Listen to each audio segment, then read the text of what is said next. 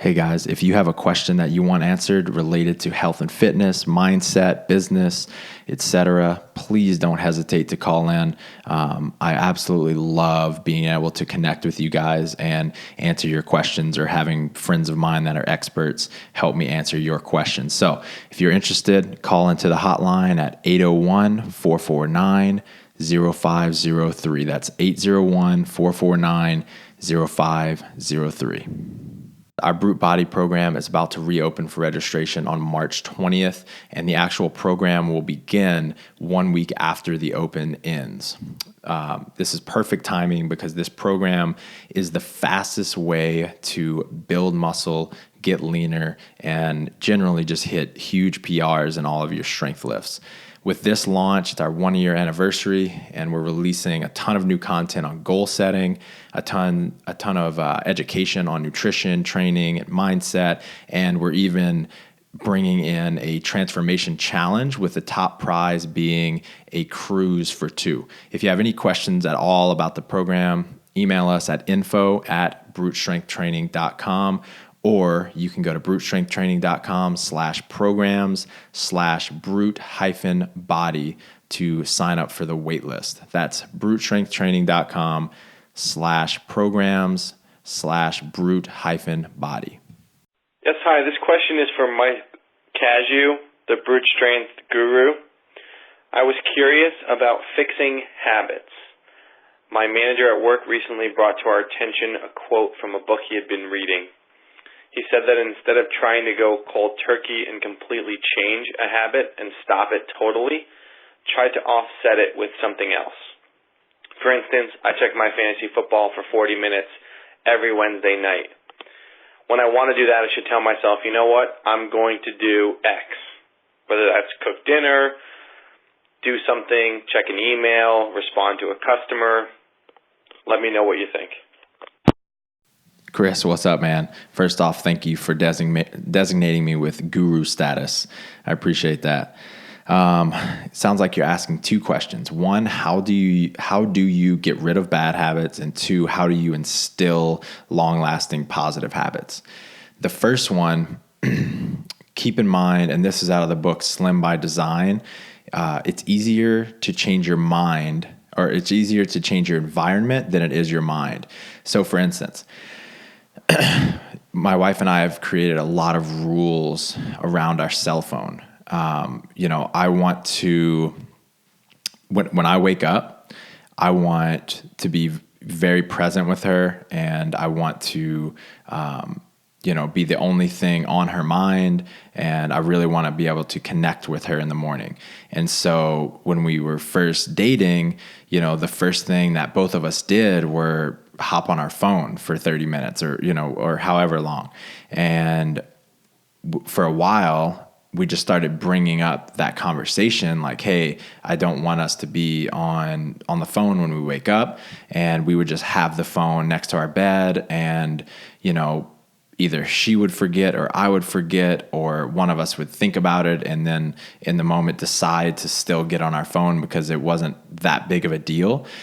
And, despite all of our good intentions in life, if we give ourselves, if we leave it up to our willpower to say no and to make good decisions, then we're going to continually let ourselves down. In this instance, what we had to do is we no longer sleep with our cell phones in our room. We've done that for over a year now. And so we don't even have the chance to pick up our phone. And because of that, our mornings are so much better, right? We're talking to each other. We're able to go through our entire morning routines without, connecting to email or social media.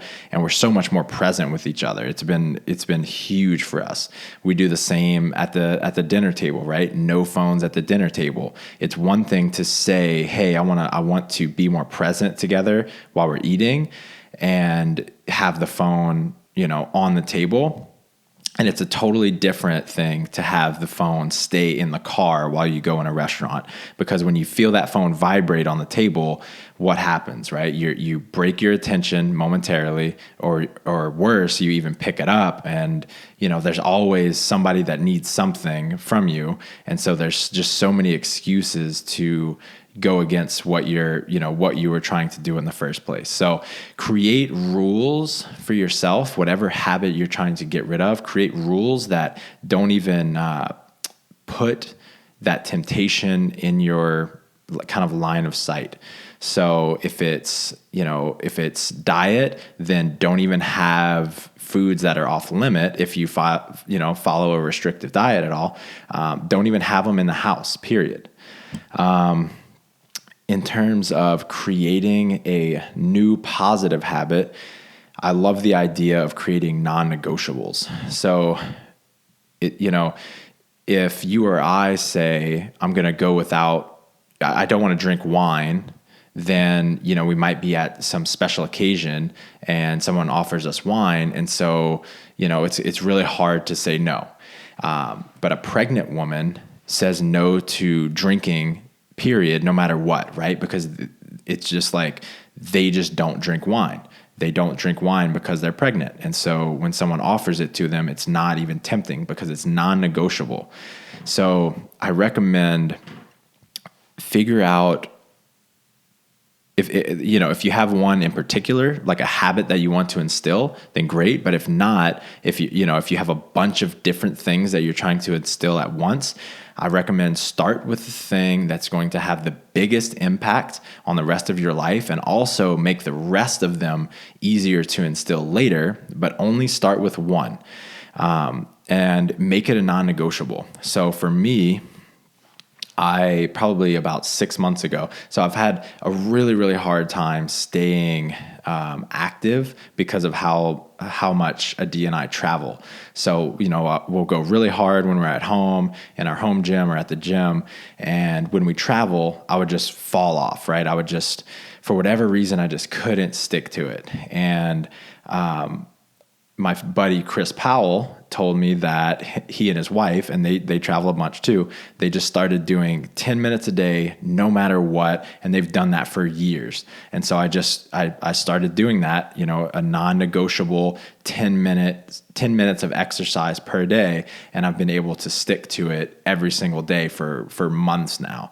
And because I'm consistent on that one thing, the rest of my routine is more consistent, right? My nutrition is more consistent, my meditation practice, my journaling and reading, all because I made that one non-negotiable that follows me everywhere. I'm a much more disciplined person. So I hope those two things help, man. Hey, Michael. This is Jeff Prejean from CrossFit South Bank in Alexandria, Louisiana.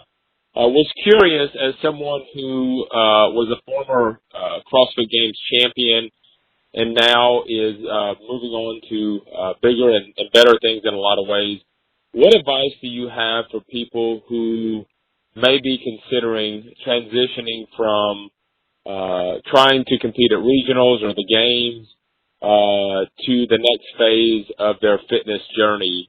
And what advice do you have around maintaining fitness, knowing when it's the right time to stop competing at a certain level, or just transitioning over to, like I said, a different phase in their career? What lessons have you learned? What advice do you have? That would be great to hear your perspective on. Thanks. Bye. Jeff, what's up, brother? That's a phenomenal question, and it's something that I think so many people go through, and they just don't have anyone to ask that question to. So I'm glad you asked it, and hopefully my answer can help you and others. So as you know, and just a little background for those of you who don't know, I was on the games winning teams in 2012 and 13, Hacks Pack. And in 2013, after the games in December that year, I had a lumbar fusion done. I had a genetic disorder, at birth, and then, doing football, weightlifting, CrossFit, all of that over the course of my, adolescent and early adult years just pushed it over the edge. And I was having a lot of like nerve damage and neurological symptoms. And so I had it fused, and at that time I just called it quits. My back will forever be, all the rest of my back will be at greater risk of injury. So the volume of training required to, compete at the games is just not the best for my long-term health. So I got the surgery. I was 23, and it was a huge, huge identity crisis. And I saw it coming. I knew it would happen, but nonetheless, I got very, very depressed. I couldn't move for a while. So I couldn't, let off the steam, but I just didn't know what I had to offer to the world, right? I always found such pride, such joy, such a sense of accomplishment from my athletic endeavors for my entire life. And I also, that was my identity. People knew me as an athlete. I called myself an athlete, and now suddenly, I could be an athlete in the sense that, every CrossFitter is an athlete, but I didn't see myself as a competitor anymore. And so I really had an identity crisis, and it was legitimately depressing to me. I was sad a lot. I was irritable. My general outlook on life was different because of this one thing that had changed. And so, it's a very real thing that people go through, even though it's just a sport or just, you're just talking about competing. It's a huge source of stress for a lot of people, this transition period.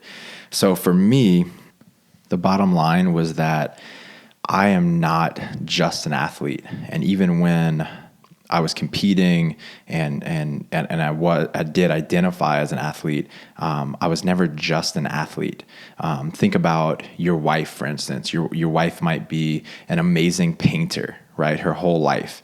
If tomorrow she had to, for whatever reason, stop painting, right? She goes blind or she loses her painting hand. She has to stop painting. You don't love her any less because she's not just a painter, and her self-worth is not really has nothing to do with the fact that she paints. And so for me, I had to understand that I'm still worthy of love, from family, friends, from myself, right? I'm still worthy, and I am still a powerful person.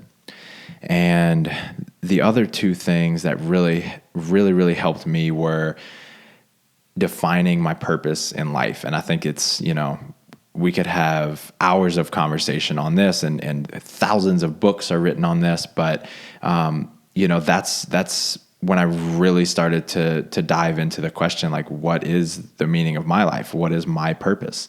And for me, that's when I really started getting involved in like trying to help and change the way that people think, helping them overcome fear, helping them, push their boundaries. For me, that kind of stuff gets me out of bed just as much, if not more, as training for the CrossFit Games ever did.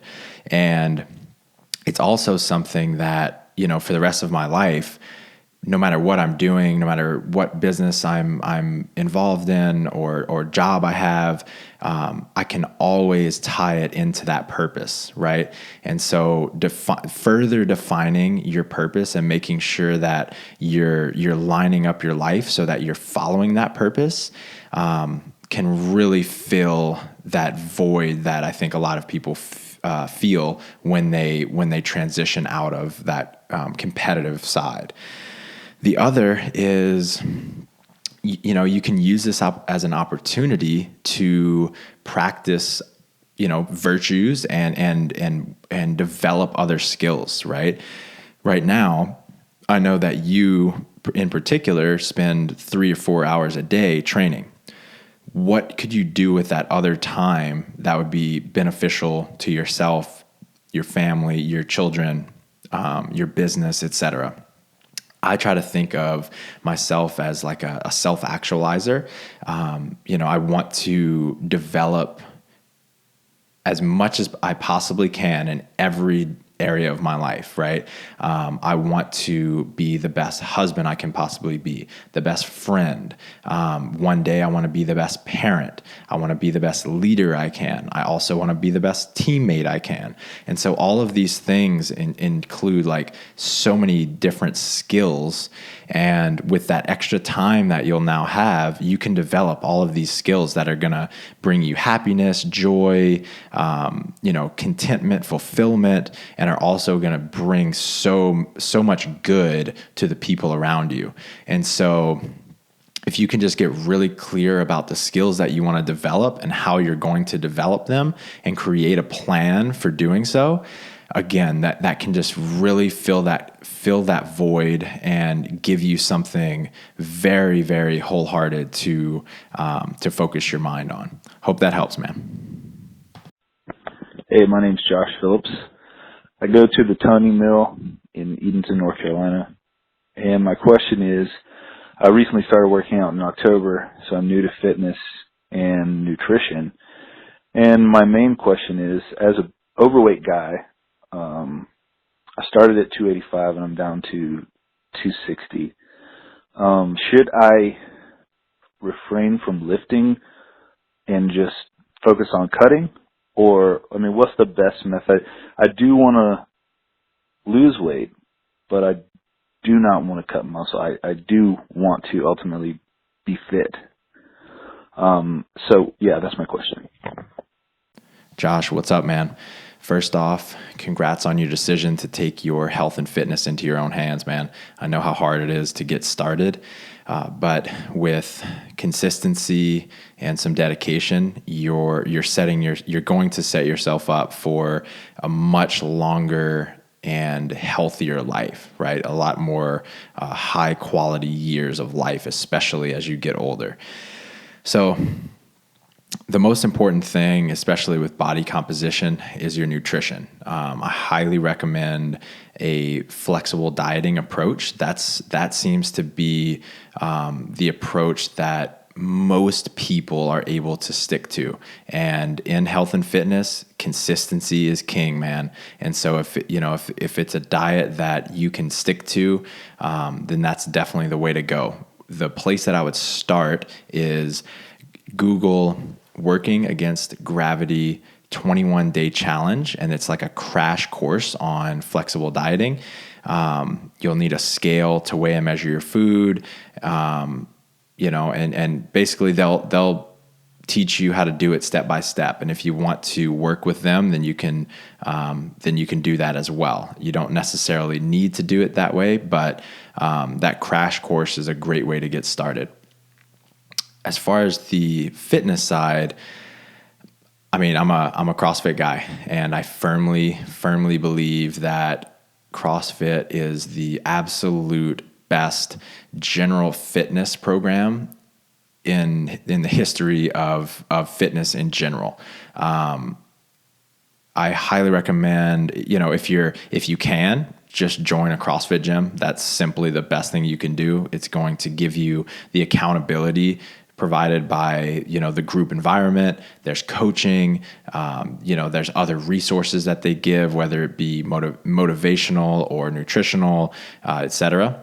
But if not, just go on the web and look up at-home CrossFit workouts. There are a ton you can do on body weight only, and literally a simple Google search, like body weight CrossFit workouts at home, you'll get thousands of different options. If you can get a couple pieces of equipment, I would suggest getting a kettlebell and then a barbell and some, maybe 200 pounds of weight total. That'll give you a shitload of options. And is lifting bad in that right now for you? Absolutely not. But I would say if your main goal is to lose weight without losing muscle, then you want to be doing resistance training with a cardiovascular component. That's going to provide a much more potent stimulus to, one, stimulate muscle growth, but also stimulate fat loss. Lifting weights is a great way to build muscle, but you're not going to burn as much fat in the process. And, metabolic conditioning, general CrossFit Metcons, provide both in a very, very potent way. So I highly recommend that. If you can, just join the local gym for, 60 to 90 days. And if you don't like it, then quit. But I've met very few people that have that experience. Hope this helps, man. Good luck. Hey guys, a lot of you have reached out to us over the last year of doing this podcast and asked for programming that you could do in addition to your daily WODs. A few things that I hear most often are A, you're hitting strength plateaus, B, your body composition isn't changing like it did when you first started, or C, you're getting injured more than you would like. So I think the issue here is that first off, let me say that CrossFit classes are the best thing to happen in the fitness industry in history, if you ask me. However, people encounter a few problems. A, they have a shitty coach that just programs poorly and is always beating people up. B, the coach, they have a good coach, but that coach only has 60 minutes to fit everything in and just doesn't have time to do some of the structural balance and recovery type work. Or C, the coach is just biased towards competition and CrossFit Games training and has his or her average Joes doing a bunch of muscle ups and high rep snatches every week and just, again, beating people up. So we created something for all of you that want to just add a little extra before or after your daily workouts to help you build strength, build muscle, and blast through those plateaus. It includes a bunch of different warm-ups as well as upper body and lower body workout segments that you can just add to the beginning or end of your workouts. And again, these are going to help with structural balance, so it's going to keep you healthier. It's going to help you break through strength and body composition plateaus. And in general, I think you're just going to have a lot of fun doing these. We call it the secret strength weapon, because adding this stuff in to your routine is going to give you a serious advantage over the people without it, and also because it sounds kind of cool.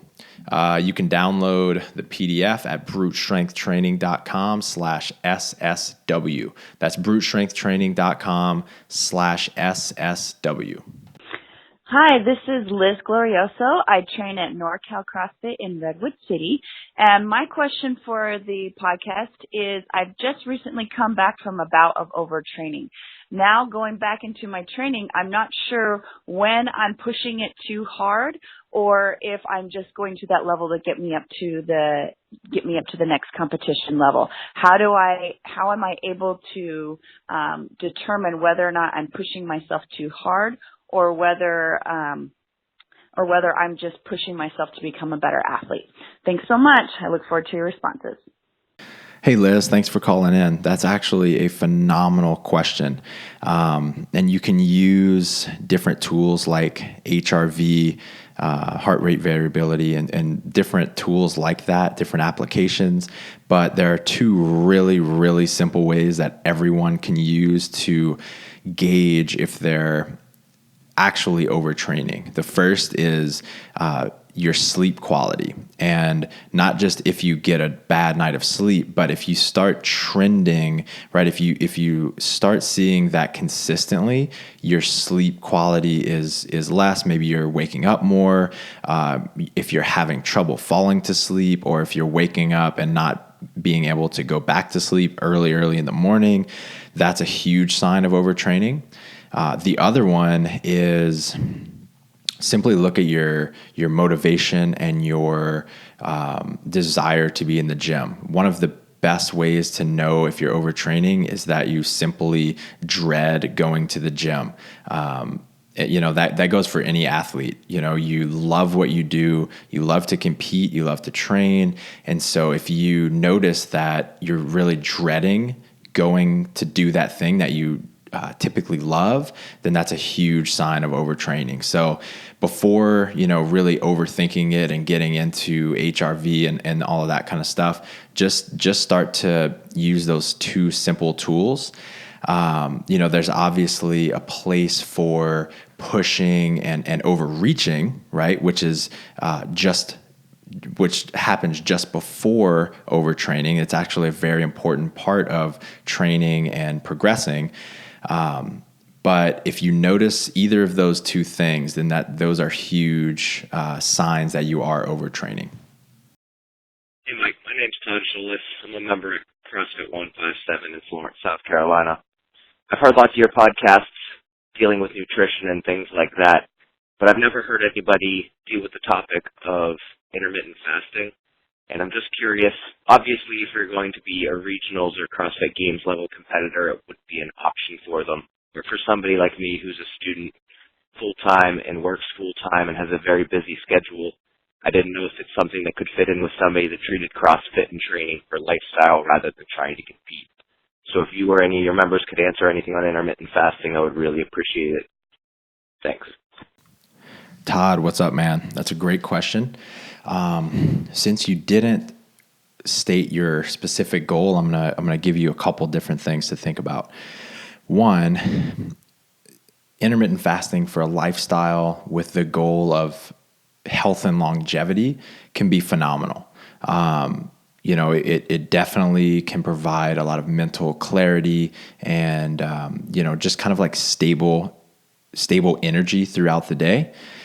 Some also believe that it improves growth hormone production in the morning. It improves insulin sensitivity, lots of other great things like that. If body composition is your biggest goal, then I don't think it's the best option. And the only reason is if you're someone that can stick to intermittent fasting all the time, I think it can be phenomenal. But the problem with intermittent fasting is that it doesn't take into account, the fact that our lives are constantly changing, that we go on vacation, that, someone randomly asks us out to breakfast, and, we can either, not have a life and say no to the random breakfast invitation, or we can find a diet that allows us some flexibility. So I recommend listening to the podcast I just did with John Berardi, episode 78. And he talks just a lot about balance. I'm a huge fan of flexible dieting, if it fits your macros, with an emphasis on eating healthy foods, whole foods. But to answer your question, yes, you can absolutely get benefits from intermittent fasting if your training is just for a lifestyle. Absolutely. Just make sure you're setting yourself up for success. Hope that helps, man. And that's a wrap, guys. One more time, if you want to enter the raffle, go to brutestrengthtraining.com/1mm-downloads. And you will be entered to win a couple $1,000s worth of gear, Rogue barbell, lots of programming and brute gear, etc. Hope you enjoyed the show.